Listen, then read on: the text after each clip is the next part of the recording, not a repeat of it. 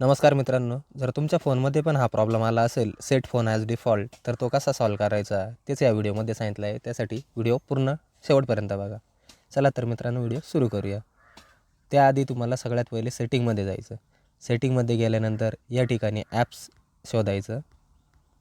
Apps शोधल्यानंतर याच्यामध्ये जायचं. ॲप्समध्ये गेल्यानंतर तुम्हाला याच्यामध्ये फोन ॲप्स शोधायचं.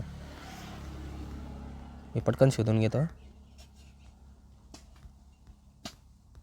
याच्यामध्ये गेल्यानंतर फोन ॲपमध्ये जायचं. फोन ॲपमध्ये गेल्यानंतर जर तुमचा सॅमसंगचा फोन असेल तर इथं आहे set as default in this app, याच्यावरती क्लिक करायचं. असेल इथं क्लिअर बटनावरती क्लिक करायचं आणि परत एकदा फोन चेक करून घ्यायचा. जर फॉल्ट तरी सॉल्व झाला नाही तर तुम्ही पुन्हा खाली यायचं, थोडंसं बॅक जायचं, फोनच्या ॲप्लिकेशनवरती परत यायचं. त्यानंतर कॉलिंग ॲप असं असेल त्याच्यावरती क्लिक करायचं. या ठिकाणी माझा फोनवरती सिलेक्ट आहे. तुमचं अशा पद्धतीने ट्रूकॉलर याच्यावरती सिलेक्ट असेल.